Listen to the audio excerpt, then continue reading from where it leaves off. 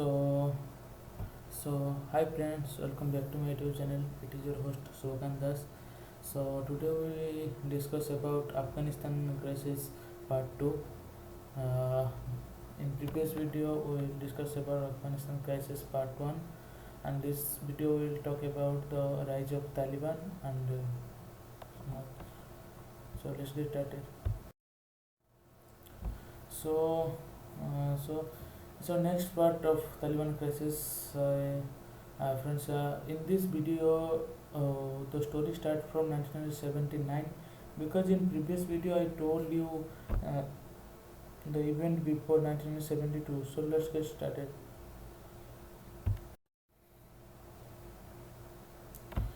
So in fighting between communists, so in 1979,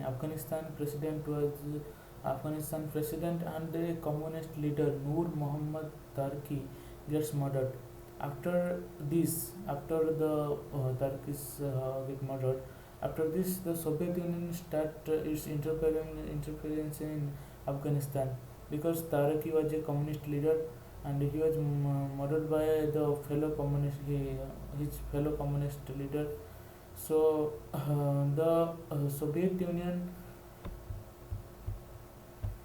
he is murdered by his fellow communist leader Hafizullah Amin. The Communist Party in Afghanistan was divided into the two factions. One is Khalq and the second is Parcham, and there is a lot of fighting between them.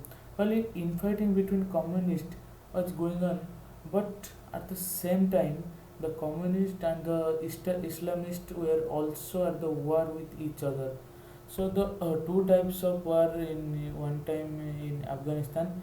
One is between the under the Communist Party, and one is Communist and the Islamist Party.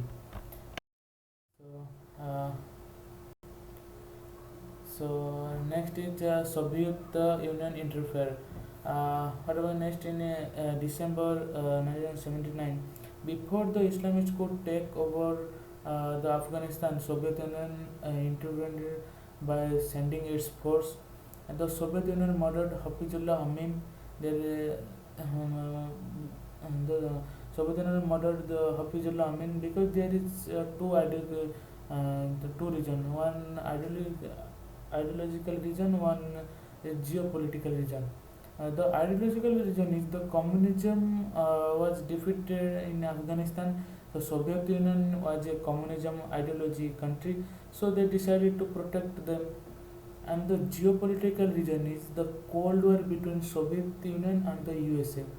If Soviet Union gained influence in Afghanistan, then another country could came under the influence of Soviet Union, and it could help him to war against USA.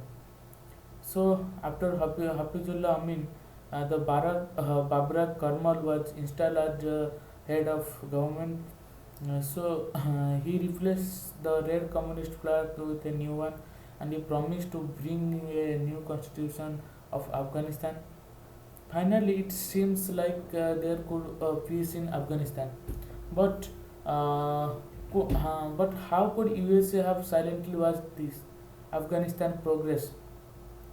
The US could see that the Soviet Union established its influence in Afghanistan, and America decided to use Afghanistan's as an opportunity to take its revenge against the Soviet Union. How could they take revenge? Okay, let's see. So here is the part Operation Cyclone. Operation Cyclone. America took this revenge by supporting the opposition ideology Mujahideen in Afghanistan. Countries like Pakistan, Saudi Arabia were already supporting Islamist Mujahideen in Afghanistan, and America joined them. The CIA, the Central Intelligence Agency in USA, conducted its large secret operation, but they named it Operation Cyclone. CIA Director Robert Gates had confessed it later how then the US President Jimmy Carter had authorized a secret aid of uh, five secreted a $500,000 and to be given a Mujahideen on 3rd July 1979. Even after the change in power in the USA was give millions of dollars to Mujahideen.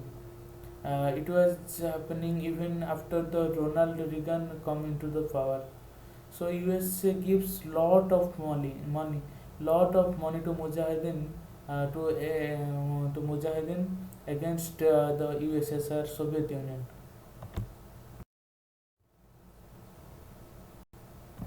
So along with America CIA, Pakistan ISI, British Secret Agency MI6, and Saudi Arabia also supporting Mujahideen. Who were these Mujahideens? Initially, they were only the guerrilla fighters that fought while hiding mountains. But after getting so much of support, not only they did have weapons, not only they have guns, but even aircraft missiles were also available then. So Soviet Union started feeling effect of fight. So the lots of support from America, Pakistan, Arab, Saudi Arab, and the Britain. So Mujahideen is a powerful group in this time because the four countries support them. So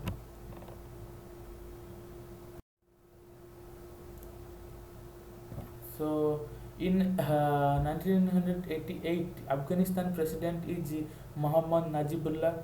He signed the Geneva Accord with Pakistan. Basically, it is a peace agreement with the two countries and do not interfere each other affairs. The guarantor of this agreement was Soviet Union and USA. After this, the USA promised that if Soviet Union withdraw its armies, then the USA would stop supplying weapons to Mujahideen. It is a promise from USA that Soviet Union withdraw its armies, then it would stop supplying weapons to Mujahideen. Finally, after 9 years, in February 1989, the Soviet Union withdrew its army from Afghanistan because in the Soviet Union there is so much of problem in their own countries.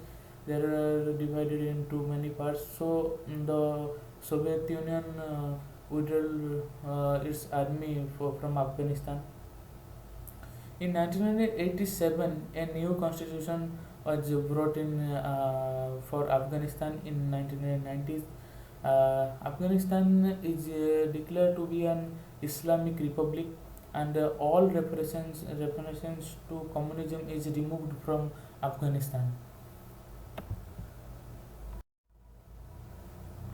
So America promised to Soviet Union that when he withdrew its army, then America stopped supplying weapons to Mujahideen. But America continues to supply weapons to Mujahideen, and Mujahideen group does not step back even a little bit. They boycott their elections, and even after everything, they think the Islam is still in danger. Even after everything, the war is end and the Soviet Union is withdrawal its army. Everything they think Islam is still in danger. This civil war continues in 1991. The Soviet Union apart itself, and in 1991 the Soviet Union apart itself, and in 1992 Mujahideen wins the civil war. A person came into power. He became the new leader of Islamic State of Afghanistan. His name was Burhanuddin Rabbani. So this is the rise of Taliban. So let's see what. By the next few years, a new enemy had arisen, and the name of the enemy was Taliban. In 1996, The Taliban removes the Islamic Mujahideen leader from power. Who are the Talibans? So let's see. In Pashtun languages, Taliban means the students. Initially, the leader of the Taliban group was Mullah Omar. He formed his group with 50 students, but with time, some refugees returned to the Afghanistan from Pakistan. They become later a part of this group. These people were more religious extremists, even more extremist right-wing people. Taliban also believed in the ideology of Pashtuns nationalism. Pakistan and Saudi Arabia supported the Taliban, and it said that America created the Taliban, but it technically not true. But practically, there is some weight on this argument because America tries its best all this effort to bring a democracy into Afghanistan, where all run and by supplying weapons to the Mujahideen, and and create an environment create an environment to enable the birth of Taliban. Not only the weapons, America spent millions of dollars in printing the textbooks in Pakistan. These books are filled of violent images and images of guns, bullets, soldiers, and mines, and uh, this used for promote extremist ideology. Later, Taliban used this book, which funded by USA by September 1996 by USA, and in September 1996, the Taliban had successfully captured Kabul and established the Islamic Emirates of Afghanistan. In the beginning, the common peoples were supportive with the Taliban because they could finally expect stability in the country. The fight is going on so for so many years was at the end.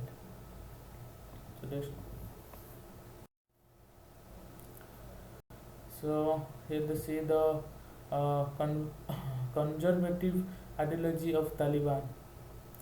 The conservative ideology of Taliban comes to the forefront, and Taliban bans a lot of things in Afghanistan, like daily use things. Like you you see this. Taliban bans cinema, TV, music, VCR, football, chess, kite flying, painting, photography, embroidery on sleeves, clean shave.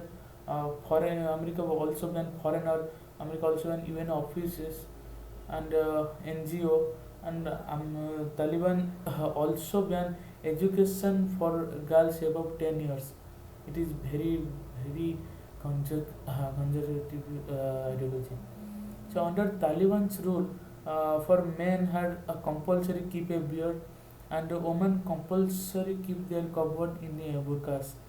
Women could not leave their homes without to being accompanied by a male relative. And because the Taliban believed the ideology of Pashtuns, the non-Pashtuns ethnicity become victim of ethnic cleansing. Thousands of Muslims are killed, Christians are get prosecuted, and Hindus are given badges. Hindus are given badges because they are the, apart from Muslims, and the they were they were the given badges.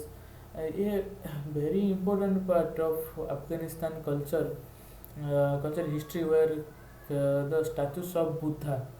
Those are destroyed by Taliban. It is a very extremist ideology. Obviously, the former president Najibullah were killed by them, and the other countries are criticized Taliban, but there were the three countries that recognized Taliban as a legitimate government. Then the three countries were Pakistan, Saudi Arabia, and the UAE. In in the late 1990s, Some Mujahideen forces try to fought with Taliban. These are known as the Northern Athens. Ahmad Ahmad Shah Massoud was their head, but in 2001, the Northern Alliance lost the fight, and the Ahmad Shah Massoud gets killed. The Taliban.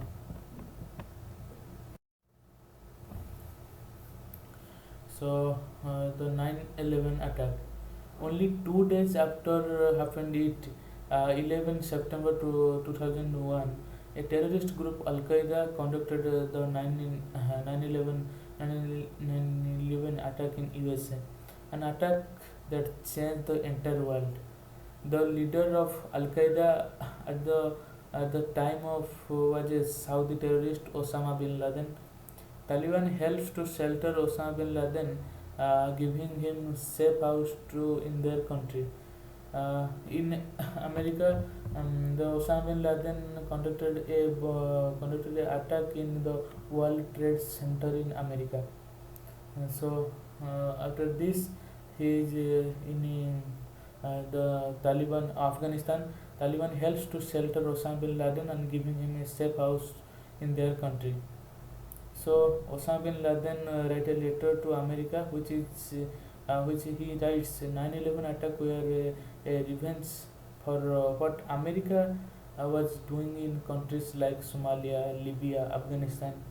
He gives the justification by saying that the America was committing war crimes against Muslim, so we take revenge against America by carrying 9/11 attack.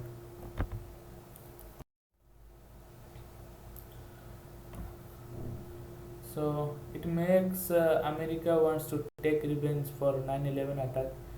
So America send its force to Afghanistan. America then conduct airstrikes on Afghanistan, but obviously, if airstrike are conducted, some civilians would get killed. It is the thing. There are not the bomb are not killed the only terrorists. They kill also the civilians, the local peoples. Uh, but with the support of Mujahideen Northern Alliance, by December 2001, Taliban is totally pushed back by USA. Ahmad Shah Massoud aide Hamid Karzai becomes the new president of Afghanistan, Afghanistan's interim government. In 2004, a new constitution is adopted in Afghanistan. Again, he established some good relation with India. Some good relation with India, and Afghanistan and their relation become quite strong in this time. Afghanistan and India relation become quite strong in 2004 this time. On other hand, USA conducted bombing and airstrikes in Pakistan also to eliminate the hideouts of Taliban there. In 2011, Osama bin Laden was killed by US forces. In 2015, it's found that the Mullah Omar, the first and the original leader of Taliban, had died in 2013 due to an illness. During all this, US dispatched the army to Afghanistan to maintain peace and keep the Taliban in check. Additionally, as a support to the new democratic government in Afghanistan. But even after years, the Taliban is not wiped out. The groups keep popping up at the different places, at the different areas of Afghanistan, and neighboring countries. Taliban conducted shootouts and bombing, in which hundreds of civilians are killed and injured.